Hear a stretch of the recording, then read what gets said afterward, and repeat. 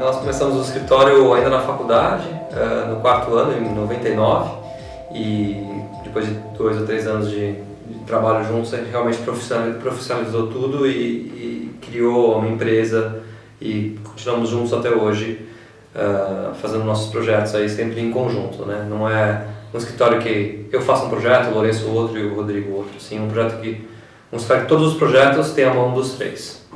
Eu acho que é um pouco isso que dá o resultado dos projetos nossos hoje, é muito a composição das visões de 3 pessoas que são bastante diferentes entre si, mas são, de uma certa forma, complementares. Acho que isso que é o grande barato de trabalhar junto, é que um vai aportar ao projeto uma coisa que o outro não pensaria e, de uma certa forma, isso enriquece muito o processo. Essa coisa que o Lourenço falou é muito importante, assim, a gente tenta fazer com que os nossos projetos não tenham a mesma cara sempre, que eles sejam diferentes, cada um tenha uma abordagem partindo do zero e tal. Mas aí até ao longo do tempo a gente vê que às vezes as pessoas falam, esse projeto tem a cara de vocês, tal, que aos poucos a gente vai vendo que tem uma série de conceitos que a gente vai investigando e eles vão se repetindo, mas a ideia é sempre partir do zero, tentar uma abordagem nova para cada projeto. Quando pensa em arquitetura, pensa na relação entre as coisas construídas e as pessoas, né? Então, como que o objeto que a gente vai construir vai interferir na vida das pessoas, como elas vão usar esse espaço, o que vai acontecer lá dentro. E dependendo de quão bom ele for, quão adequado às atividades que ele foi proposto ele for, mais as pessoas vão ficar felizes ou mais coisas vão poder acontecer lá dentro. E então acho que quando a gente está pensando num projeto, numa coisa de arquitetura, a gente pensa bastante nessa relação entre as pessoas e os objetos. As pessoas muitas vezes referem a arquitetura como a construção, né? A arquitetura é construção. Eu já ouvi várias vezes essa ladainha de, inclusive, muitos professores renomados e tal. Para mim, aí o Rodrigo se licenciou para falar pessoalmente, também falo pessoalmente, para mim a arquitetura é o que sobra da construção. A construção é parte, sim, da arquitetura, não existe arquitetura sem construção.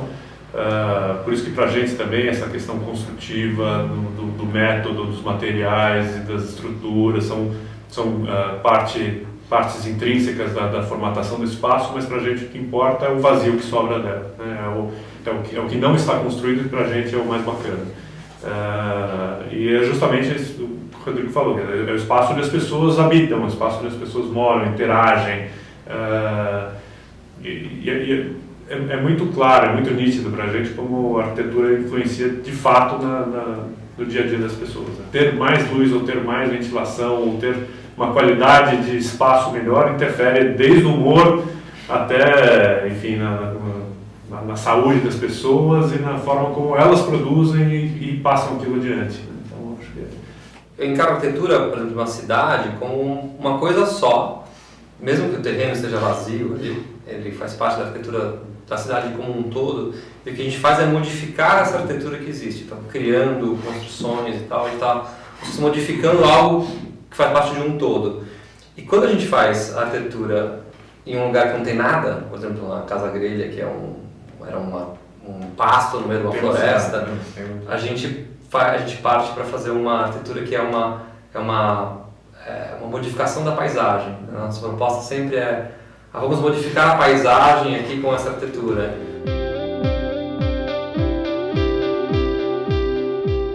Sempre manipula algo que não é só dele ou só do cliente dele. Na verdade, eu acho que qualquer que seja a escala de intervenção do desenho urbano até um pequeno banco de praça, na verdade ele não está dizendo aquilo, ele está dizendo o que está em volta daquilo também. Então, enxergar essa noção de consequência no projeto de arquitetura é fundamental. Se o arquiteto não enxerga essa característica do seu trabalho, acho que talvez o ponto de partida não corresponda ao que eu acredito que deveria ser como profissão. E aí eu dando um testemunho talvez bastante pessoal, não vou julgar ninguém por pensar diferente, mas eu acho que é condição fundamental que o arquiteto entenda que tudo que ele faz, na verdade, tem um reflexo para muito além daquilo que ele está projetando. Então, de novo, fazer uma pequena casinha é fundamental saber como ela se insere dentro daquela paisagem, da função daquele espaço dentro da cidade, como as pessoas vão enxergar isso da rua,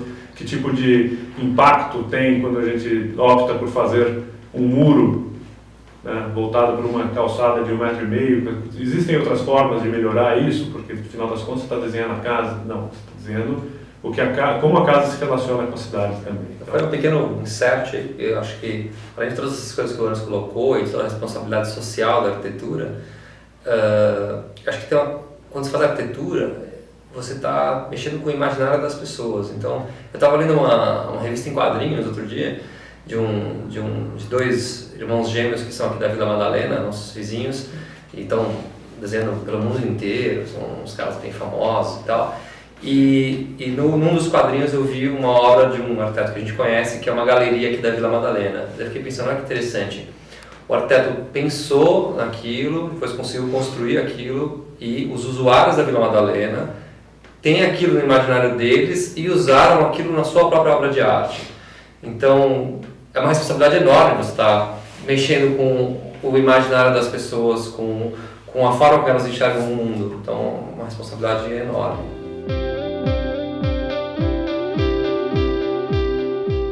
Mais do que querer usar novas tecnologias ou se preocupar com a tecnologia mais importante, chique para fazer revestimento de fachada, para nós é investigação espacial e a investigação estrutural. Concordo com essas duas investigações. Então, e talvez de materiais também. Então, o que nos interessa é não ter a coisa super high-tech numa janela de uma casa, mas é poder usar um sistema de portão simples para, na casa das pérgolas, o cliente poder mexer com ela, poder propor espacialidades diferentes, como no Ideias Arvos, na Tingui, do pessoal poder trabalhar em escritórios que se comportam e se relacionam com o seu entorno de uma forma diferente do que existe aqui no Brasil. A gente poder tentar estruturas diferentes, como no ginásio de Lins, não que nunca foram tentadas no mundo, mas que são raramente aplicadas no Brasil, raramente aplicadas na arquitetura brasileira. Lá são pequenas alterações, na verdade. Às vezes são inovações, digamos assim, que muitas vezes não aparecem nitidamente ou graficamente, por exemplo, né? Então, uma forma de enxergar aquela estrutura de uma outra maneira, de forma a onerar menos a fundação por causa do tipo de terreno. Então, às vezes tem uma questão muito técnica, às vezes tem uma questão programática. Olha, tem uma cozinha na frente da casa, um lote estreito, você vai entrar pela cozinha, como é que a gente faz isso ser uma experiência interessante? Em geral, eu acho que os arquitetos são muito reativos e ficam esperando que as coisas aconteçam, cheguem, etc. e tal. Eu acho que a gente, na verdade, deveria ou pode usar as nossas redes de relacionamento analógicas, não as digitais, inclusive para tentar ganhar um projeto ou conseguir um projeto que nem existe, né? Então, por exemplo, você conhece uma pessoa que trabalha em um determinado órgão do governo que tem um terreno ali no centro e você acha que poderia ser uma ótima habitação social. De que forma você poderia ir atrás desse cliente, desse terreno, para fazer com que as coisas aconteçam, para que você também venda o seu projeto, óbvio, e que não é uma coisa feia, não é ruim você vender trabalho, porque afinal de contas a gente vive disso, não tem nenhum problema nisso aí. Mas como é que você cria essa situação, o network, né, a rede de contatos, a rede de relacionamento analógica, tem que ser pensado também nesse sentido de prospectar coisas que às vezes não sejam nem as mais lucrativas, mas serão certamente as mais interessantes. É importante isso. Isso é um aspecto interessante, mas acho que o network pode ser mais amplo ainda, né? Falar da relação com os outros arquitetos, com os colegas, o quanto a gente aprende com eles, a troca de experiências entre...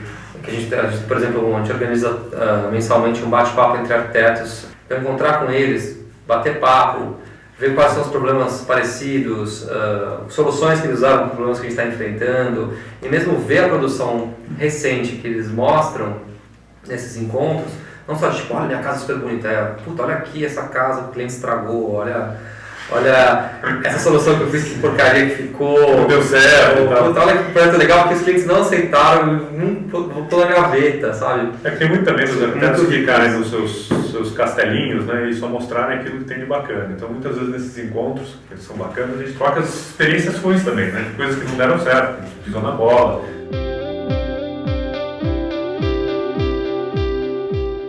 Me sinto especialmente apto para poder falar sobre os conselhos para um jovem arquiteto, porque eu nunca quis fazer arquitetura. E o que eu acho que um jovem arquiteto tem que ter na cabeça são algumas coisas. Primeiro, assim, a arquitetura não é uma coisa como, sei lá, um cirurgião que vai lá e faz a sua cirurgia, um advogado que vai para o escritório e faz o seu trabalho e volta para casa. A arquitetura é uma coisa de tempo integral, mas não é uma coisa ruim de tempo integral, é uma coisa boa. Acho que você está o tempo todo, você vai num bar e está olhando as coisas, você está na rua olhando as coisas. E acho que o estudante de arquitetura tem que ter na cabeça assim, pô, nossa, vou trabalhar um monte, putz, vai, mas você vai poder ir para o escritório, às vezes tomar cerveja no escritório, você vai dar risada com seus amigos, você vai estar tomando cerveja pensando em arquitetura, você vai estar tomando banho pensando em arquitetura e criando coisas, isso é sensacional. Você não tem aquela hora de trabalho, o seu trabalho é a sua vida, isso é muito rico, recomendo muito. E acho que como conselho, assim, para um arquiteto jovem é ter muita curiosidade. O arquiteto é um sujeito que acaba se envolvendo durante a profissão, um arquiteto de edificações, com um monte de situações diferentes. Desde fazer uma casa para uma família de um jeito, uma casa para uma família de outro jeito, como uma fábrica de trilhos de trem, como um matadouro, um projeto urbano, um prédio de escritórios, uma casa noturna. Então, você tem que ter curiosidade e arrogância um pouco para poder chegar em alguma coisa que já existe, que é feita de uma série de maneiras, entendê-la e propor uma forma melhor desse espaço acontecer para os usuários. É que o erro é parte natural da nossa profissão. Não existe fazer uma boa arquitetura partindo do certo. Aí você vai estar fazendo primeiro mais do mesmo e perdendo uma grande oportunidade de fazer um retrato, digamos assim, daquele momento para as gerações posteriores. Então, os alunos não deveriam se apegar, os jovens arquitetos não devem se apegar à primeira solução para aquela coisa. Então, de preferência, achem sócios, entendeu? Que possam te ajudar a questionar determinadas ideias e provar, olha, mesmo que a ideia seja boa, será que não tem uma outra forma de enxergar? Deixa esse primeiro esboço de lado, vamos tentar fazer um outro, até para provar que aquele é bom. Então, o teste, né, o erro no sentido do vagar por caminhos não conhecidos é uma ferramenta espetacular para a inovação e para a criação de uma arquitetura legítima e que tenha a sua cara e que seja representativa das horas que você se empenhou naquele desenho.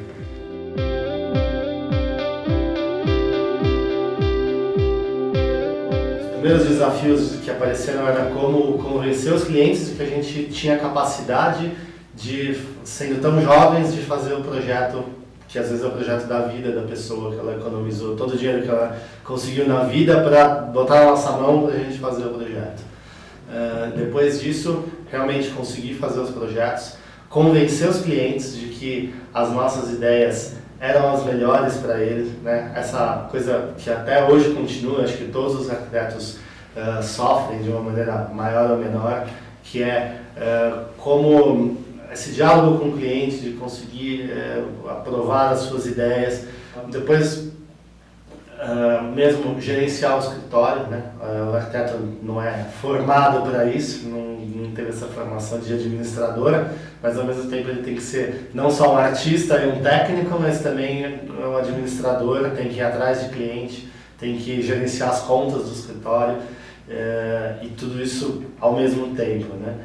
E além disso, essa coisa de como a gente conseguir fazer aquilo que a gente acredita.